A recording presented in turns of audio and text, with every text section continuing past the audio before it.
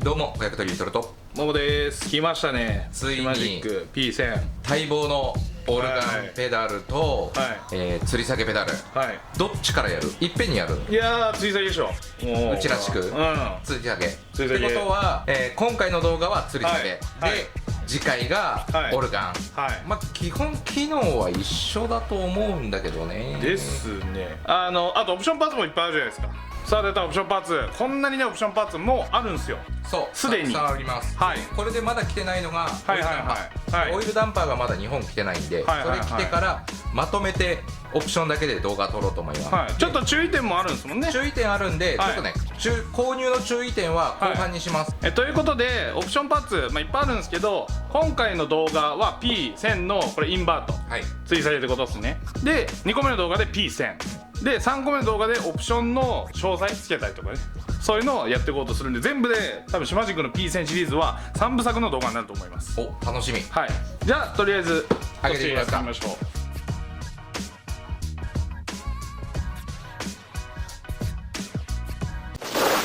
これなんかフォーミュラアイレーシングフォーミュラドリフト、これバーチャルドリフトチャンピオンシップってこれシムの大会じゃないですかこれ。本国のフォーミュラドリフト、そうよね、スポンサドリフトやで。ー、そうなんですよ。はで VDC って言われるはいバーチャルドリフトチャンピオンシップ、いはいはいはい。これもスポンサーとしててシマジック冠看板になってんのかな、すげえ看板が入ってるんですよ。ドリフトイコールシマジックってん認知されてきたじゃないですか。それにより力入れてるっていう感じ。すげえな。でいろんなパーツが出てきた。あ、これバラバラなんだね。バラバラっすね。だから組み立てないといけないわけですよ。で箱開けてみたら内容物がこんな感じです。バラバラってな感じじゃなくて、ちゃんとペダルユニットはペダルユニットで、一応組み立ってはいるっすね。っていうのと、今さっき言ったフォーミュラドリフトとシマジックのこれロゴステッカーっすね。これめっちゃでかい、20センチぐらいあるかな。これが説明書っすね。中国語です。英語も一応あります。これはいつものデイリーさんで、多分ね日本語マニュアルとかあると思うんですよね。P1000 あったっすはね。い、P1000 組み立て動画と、なんだろうこっち、設定方法の動画あ、みたいですね。セットアップとか。なるほど、シムプロマネージャーの設定動画。分かりやすそうですね。はい、で最近シマジックこんなステッカーがいっぱいつくようになったんですよね。こんな感じのなんかいろんなロゴのステッカー入ってます、とこれが毎度入ってる保証書ですね。これは保管してください、であとはちっちゃいもんだとこれとこれ、なんやこれ、これエラストマっぽいな、ブレーキの中の。でこっちはケーブルですね。これは PC との接続用、でなんかイヤホンジャックっぽいのもついてる。これもちょっとなんだか見てみます。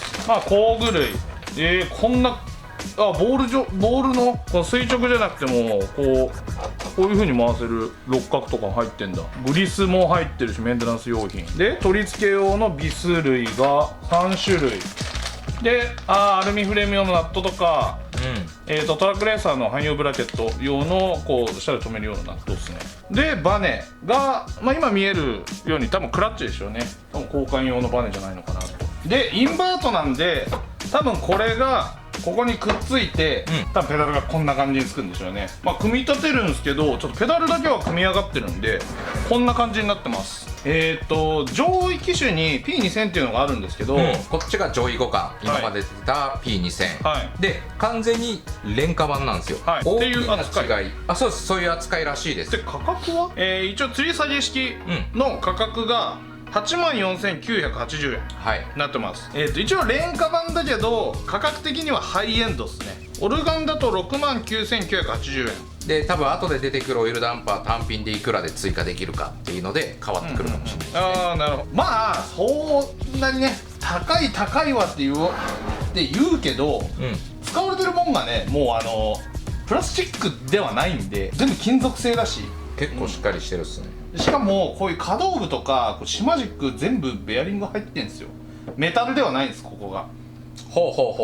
今回のこの P1000 の吊り下げに関しては、実は僕らもう1年以上前からずっとシマジックに言ってて、もう出してほしいと。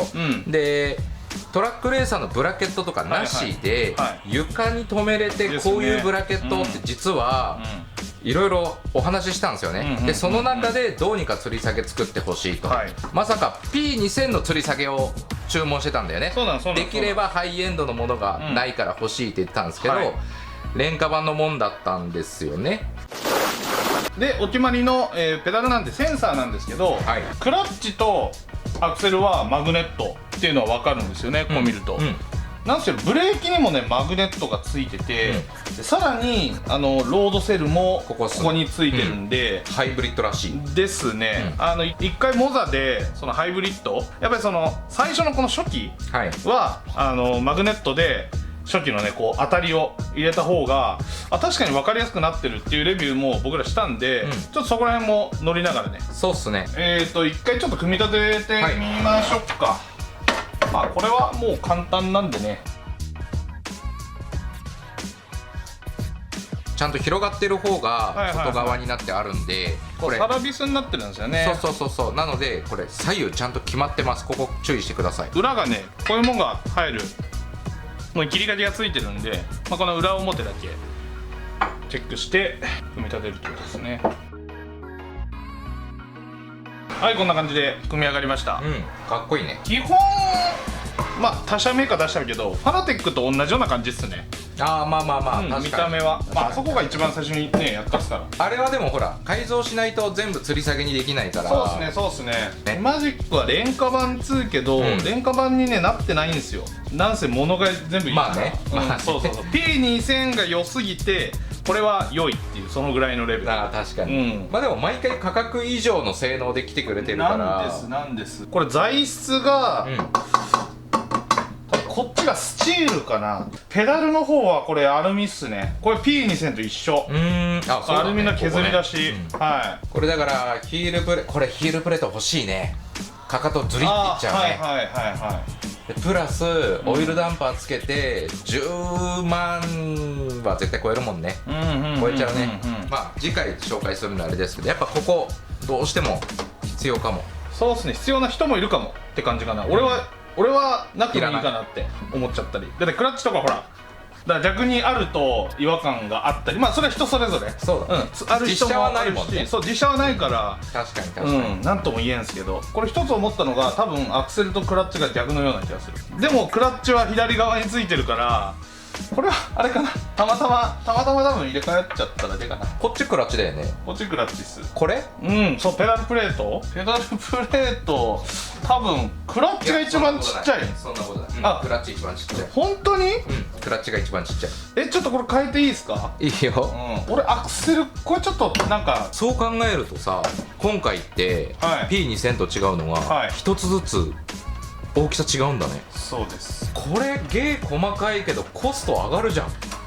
やってほしいな。でもこれはシマジックにはまあね、やってることすごいけど、このコスト上がる分、もうちょっと値段頑張れたんじゃねっていうのが一ユーザー。それだったら俺ゴムにしちゃった方がいいと思う。なるほどね。確かに、ゴムも欲しいね。そうということで今ペダルプレートを外したんですけど、結構な湾曲具合ができてます。 P2000 との比較なんですけど、 P2000 ねこんな感じなんですよ。これ結構湾曲してるんですよ。こんな感じで。湾曲してる理由って何？こうか。そう踏み込む足首の角度で毎回違うんで、こっちの方が実写っぽいです。絶対的にペダルプレート左右には移動できないんですよ。上下の変更はペダルプレートでできるようになってます。4箇所穴が開いてるのと4箇所取り付けのところがありますねの2点止めです。こういうテーブルの上にあるときはですね、こうやって網を脱いで靴でけえな。なるほど、こっちを上に上げた方がいいですね。ブレーキをちょっと下下がりすぎちゃうと遊園地の子供用の遊具になっちゃうんで、アクセルブレーキクラッチ全部外したんですけど、全部横にずれたりとかはないですね。全部縦の4箇所のみ。俺はこんな感じですかね。アクセルは元の位置より1個高くで、ブレーキ位置は一番上ですね。でクラッチ位置も一番上で、帳尻が今一番いいところかなと。靴だとこれぐらいねあった方が高さがいいんですけど、裸足とかだとこんなもんになるじゃないですか。そうだね。それなんで、もう裸足の靴下で走行する人はこうね、下に裸足レーシングね。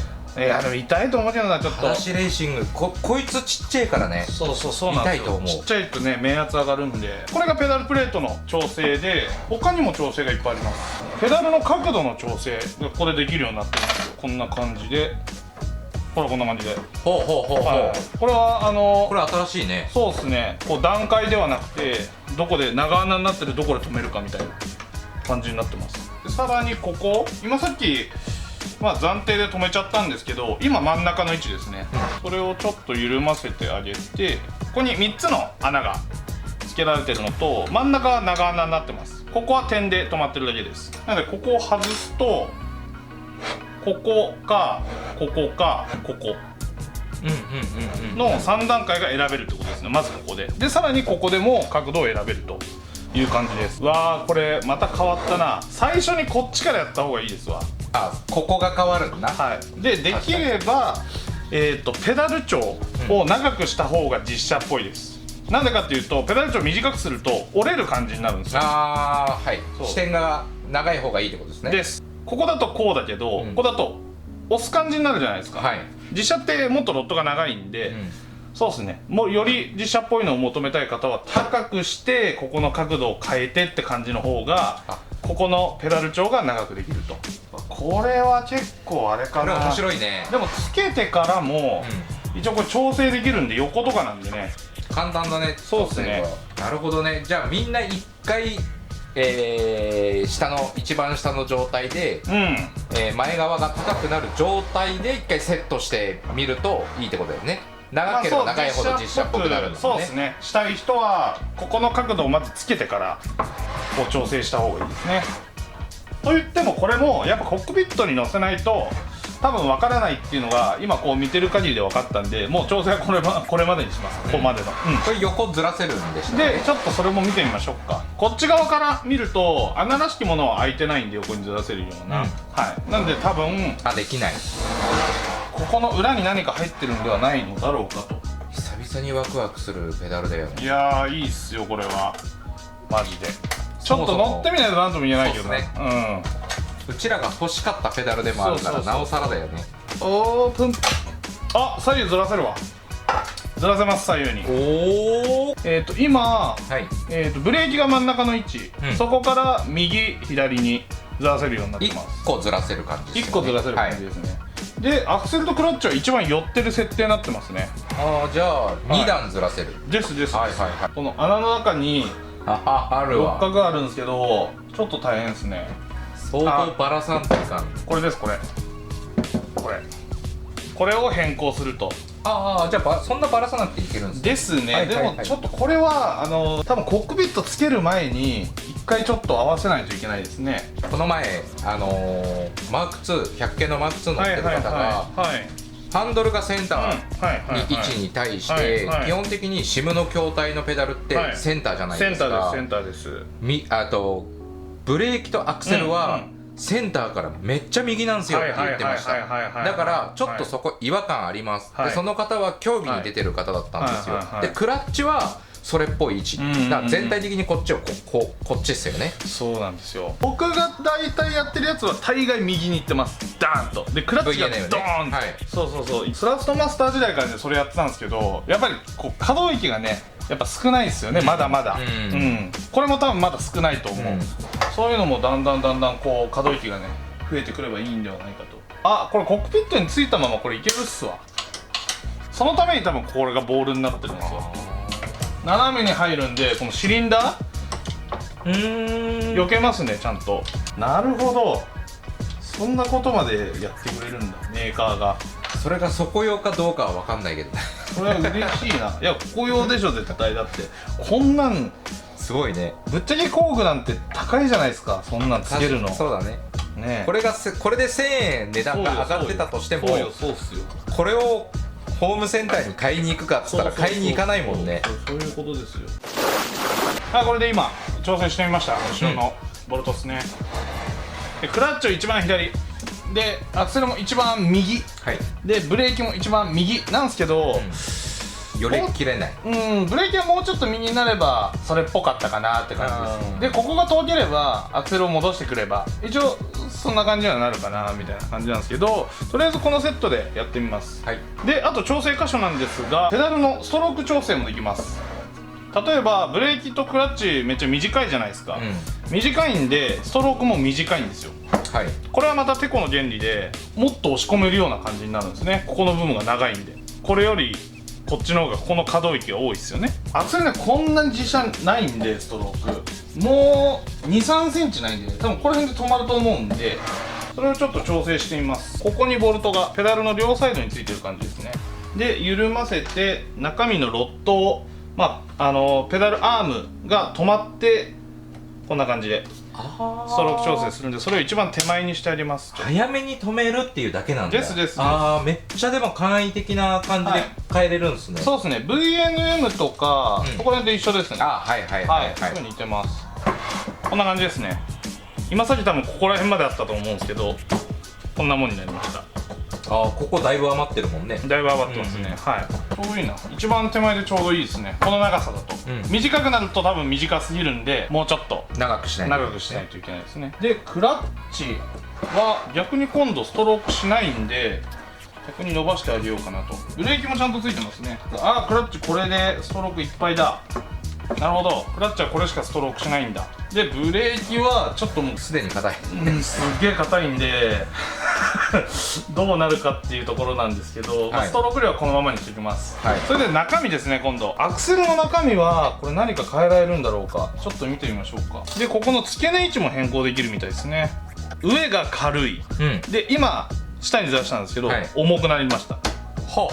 反発が増えるような感じですか？そうですね、反発が増えるような感じですね。これが全部共通ですね。いや、ついてないんです。クラッチはついてるね。クラッチはマークがついてるだけでしたね。おっと、じゃあここ使い回しなんだ。なるほどね。っていうことは多分スロットルがもしかしたらこの中身で多分変更ができないのではないかなと。でバネも替え用のバネ一応入ってないんですよ。これクラッチ用か？そう、クラッチ用なんですよね。スロットルはやっぱりここで重い軽いを2段階の調整をしてくださいってことみたいですね。スロットルはそんな感じで、クラッチはもうちょっと硬い方がいいっすね。ということで変更は至って簡単っぽい。これだけだ。これだけ。なんだっけ、 TLCM とかのロジクールの G プロ、ロジクールもそうだね。一番重いのでいいかもしれないですね。これは簡単。これはコックピットについててもできるレベル。これはちょっと硬すぎだわジャッキー色だ。今なんかグリスみたいなのついてたけど、それがこれかな？そうっすね。グリスが塗ってある箇所には一応グリスを刺してほしいっていう思いだと思います。そうですね。手でやる感じはこんな感じ。もしかしたら赤の方がいいってなるかもしれないです。で最後はブレーキ。ブレーキはここがボール、もうほんとただのボールですねのジョイントになってて、そこにこうシリンダーがこうやって力でついてるだけなんで、それをこう外してあげます。でこう塗ると、これか。そうですね。ここにこうグッて本当になってるだけなんだ。そうですここのボールが。でロッドがここにあるんですけど、それがこういう力がかかってるんで、ずっとボールを押してる状態ということですね。で説明書はこの中身がバラせる。それでこれか、エラストマー的な。もともとこんな感じのが入ってます。グレーが80、黒が70って書いてます。柔らかさかな。赤書いてないんですよ。でも赤一番多分硬いと思うんですね。買った。赤、青、グレー、黒。で赤は多分これ伸縮しないんで、多分グレー何枚入ってたんだ、1234567 枚入ってたんで、グレー2枚の青6枚、黒6枚。とにかくちょっと柔らかくしてみたいんで、これエラストーマだけの設定になってるんで、実はバネ注文してあります。バネがないと多分ストローク量がすごい短くなっちゃうっていう、一回テストした時に。でもこれついてこなかったってことは、オプションパーツとなると。オプションパーツで出てほしいか一生出ないか。わからないんだ。わからないです。まだわかんないです。でもやっぱりその市販車っぽいのは、最初にバネ欲しいよねっていうのは言ってるんですけど、ですね。オプションパーツでもいいよね。出してほしいよね。いや、出してほしいっすね。長く使う上でも好みのねものにするにも。そうっすね。なんかこれ使い切りの金額じゃないんで。なんだよね。使い切りの金額じゃないんで。だったら追加でいろいろどんどん出してほしいとこではありますね。ということでラストも黒にしたんで柔らかくなってるはずです。まあこんな感じ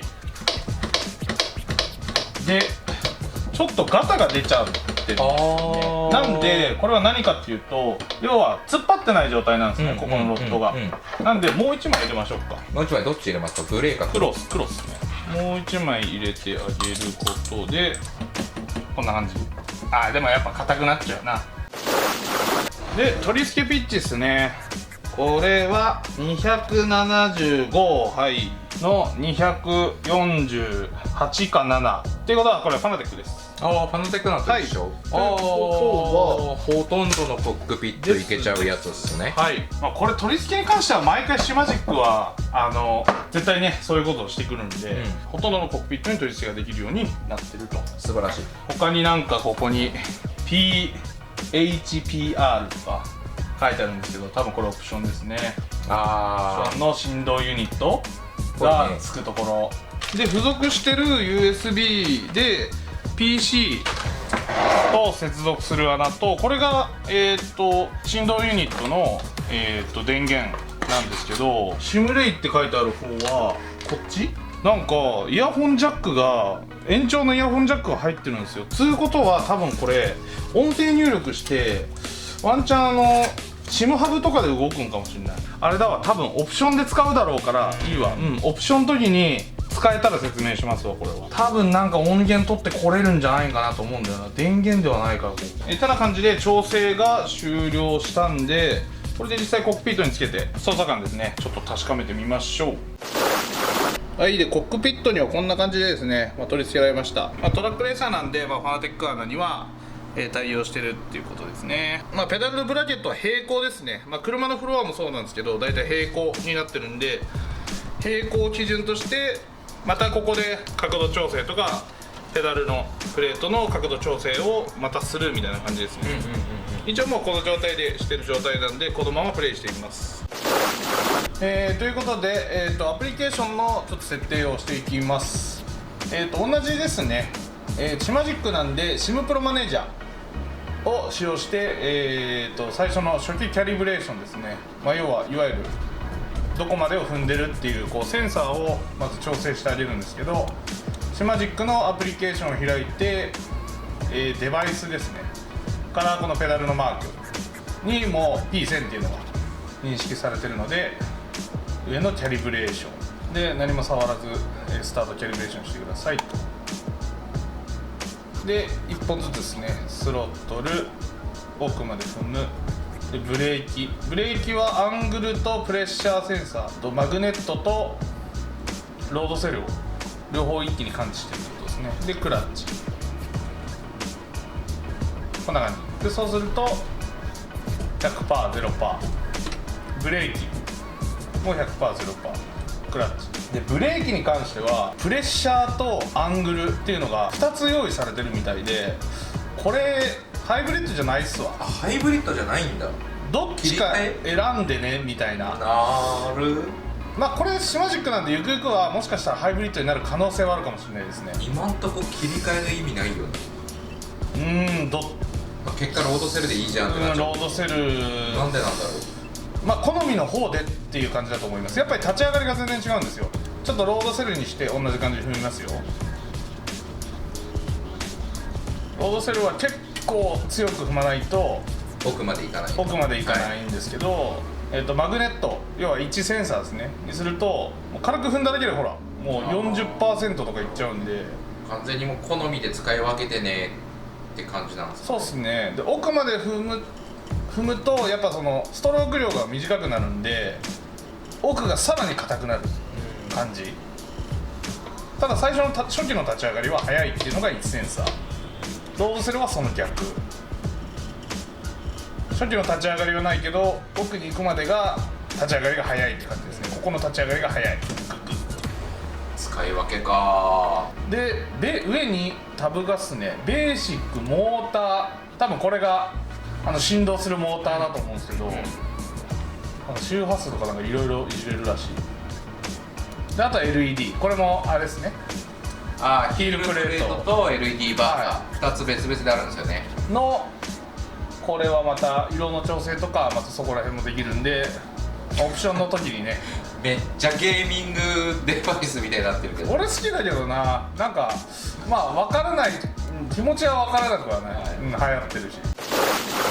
よし、じゃあ実際走ってみましょう。まずはロードセルからですね。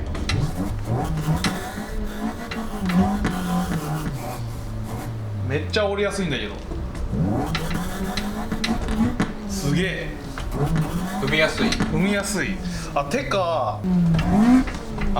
ペダルプレートがちっちゃいじゃないですか。すごい実写っぽい。今まで VNM とかちょっと大きかったじゃないですか、だから足裏全体でこう踏む感じだったんですけど、なんか親指の付け根だけ踏んでて、中指とか薬指とか小指とかはこう巻き込む感じだから、そうっすね、こんな感じで巻き込む感じだから、すごいそれっぽい。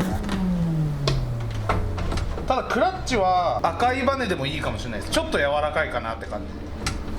はい。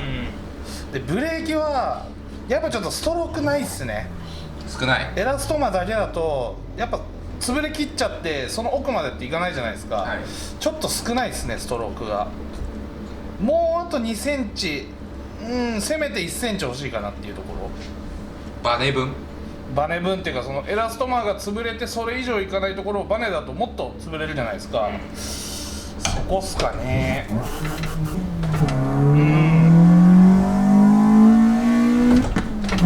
うわ、でもガタもないな。あ、音が静か。確かにこんだけやってこの音だからな。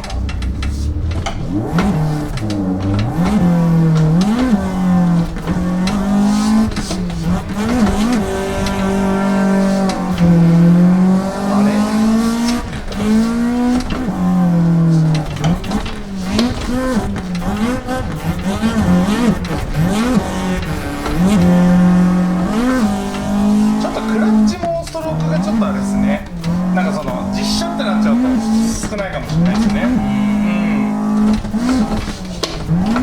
なんか倒れてる感じじゃない。パナテックって俺いつもオンボードでやってるんですけど、すごい倒れる感じがあるのと、こう奥に押し込む感じがないっていつも言うもんね。っていうのと、あとこうペダルのプレートがでかいんですよ、なんで押し込んでっちゃうとどんどんこうつま先にこんな感じでなっちゃうんですけど、指の付け根のちゃんとお腹部分、でずっとコントロールできるんで、マジちょっと実写っぽいなこれ。スロットルに関してはVNM よりちょっと実写っぽいね。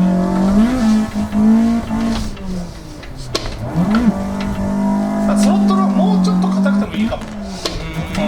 ちょっと柔らかすぎる部分があるかもしれないですけどね。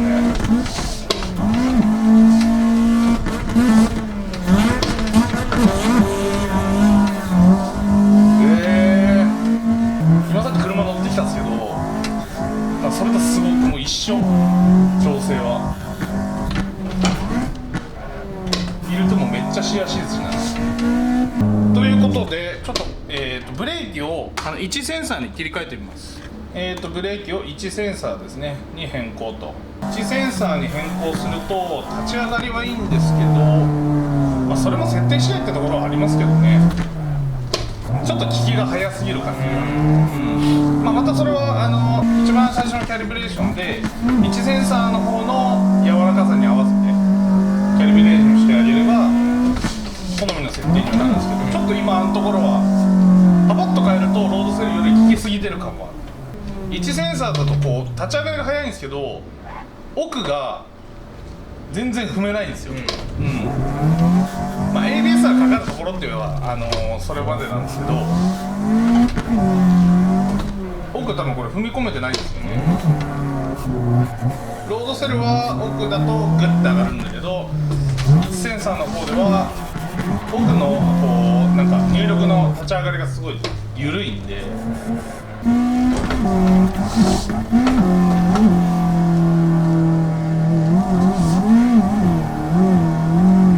ンクラもめっちゃ使いやすいじゃん。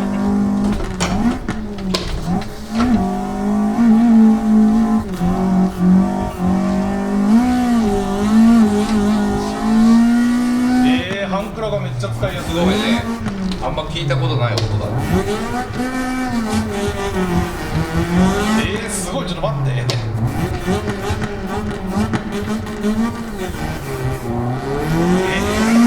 マジで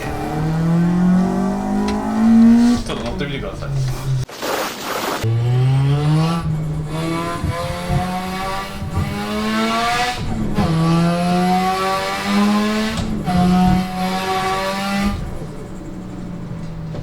ブレーキでも確かにストロークがいいわ、すぐ分かる。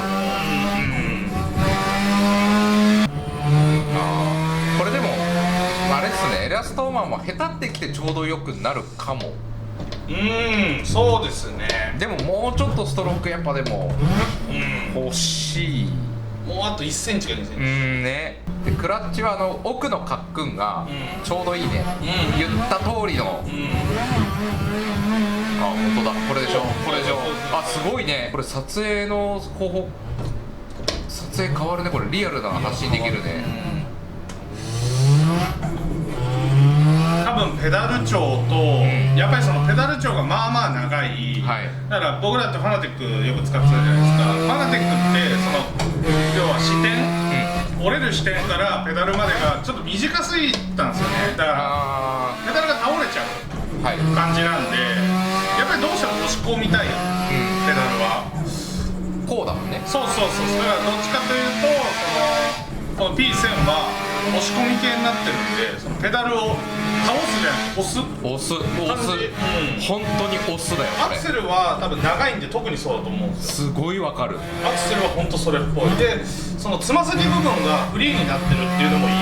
ペダルプレートがちっちゃいじゃないですか、つま先部分がフリーじゃないですか、要は。それもすごいそれ。いや、わかる。ももちゃんセット一回みんなやってみる価値あるかも。でだってこれ外ショールームこれだって出るでしょ。これ出るけどね、まだね。そうなんですか。すぐじゃないんですよ。これね、結構もうすでにこのレビューしてる時で確かね、今在庫なかったと思う。ない。だからショールーム売り切れですか。売り切れだった気がする。だからショールーム分がね、まだね届いてないんですよ。うちの動画見る前にみんなもう買っちゃった。買っちゃってる。そうっすからね。もちろん完璧じゃないんですよ。完璧じゃないし、 VNM のいいところもあるし、 VNM に勝ってるところもあるんだけど、この前のシフターもそうだったじゃないですか。ちょっと高いよねって言って触ったらあれってなったけど、だってちょっと待って、でもファナテックプラス1万円ぐらいですよ。いや、だったら俺こっちの方が優秀だと思います。ただやっぱり値段は値段じゃないですか。高いなとは思うけど、これをね、いろんなそのコックピットにつけれる吊り下げがメーカーから出ましたで、これはめちゃ優秀。いやだって吊り下げが出ましたはいいけど、吊り下げ具合で調整できるですからね。いや、これすごいね。それこそオプションもまだまだ豊富に控えてるし、もうちょっと僕らがもっと強く言って、そのバネバージョンなんとか出してくださいで、おいおい、じゃあももちゃんが言うように買い切りじゃないから、3年4年経っていろいろ自分のようにカスタマイズできる風に、もっともっとメーカーにちょっと強く訴えたいなと思います。これいいよ。これ使用感めっちゃいいっす。これいいっす。クラッチは言うほど硬くならなかったですね。これは結構カックン感強まったなと思った。発進の時もちょっとガタンっていきやすくなっちゃったかなって。もっと硬くなるのかなと思って。足の太さの違いじゃない。自社もっと俺の硬いんだよな。なんかもっと全然硬い。さらにこう親指で押してる感が出る。硬い方が。ペダルはすごくいい。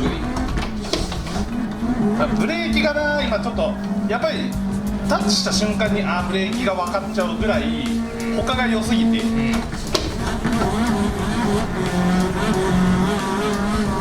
めるもんな。そうなんだよね。クラッチ蹴りじゃなくてクラッチを揉むができるんで、揉む練習できる。ボール絶対ミッションいかない。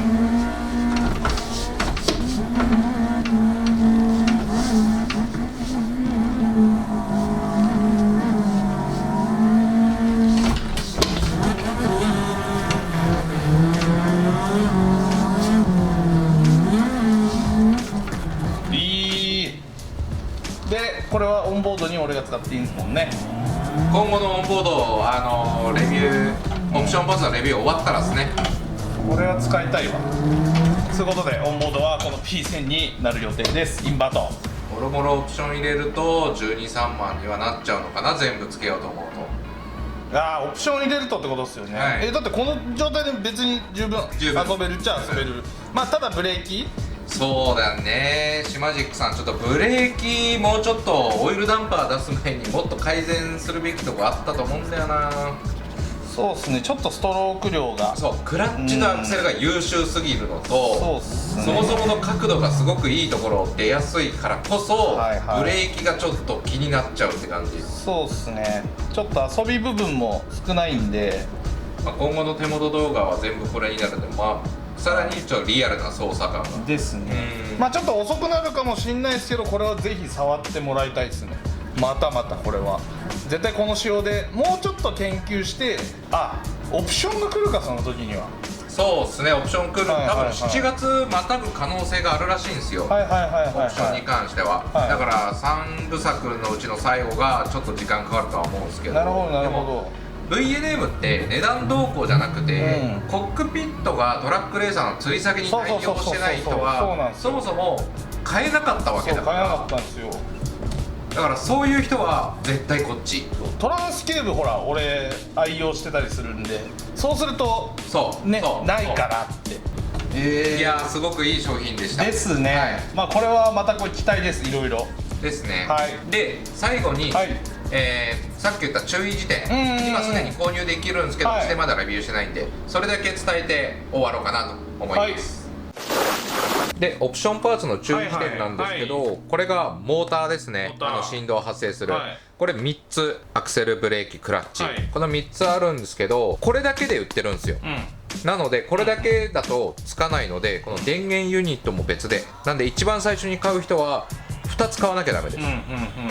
でこの電源ユニットって3つ対応してるので、後でもう1回追加したいっていう人はこれだけで大丈夫です。なるほど、はい、電源ユニットは1つあれば十分。でも最初買う時は必ずセットで買わないと使えないよっていうのだけ注意事点。うちがレビューするのは多分1ヶ月後とかになるんで、その前に買う人もいるでしょうから、オプションの詳細の時にまた詳細にできればと。購入が2度手間になっちゃうのでね。思います。ということで次回またオルガンペダルですか、レビューしますんでお待ちください。それではガイクトリーでした。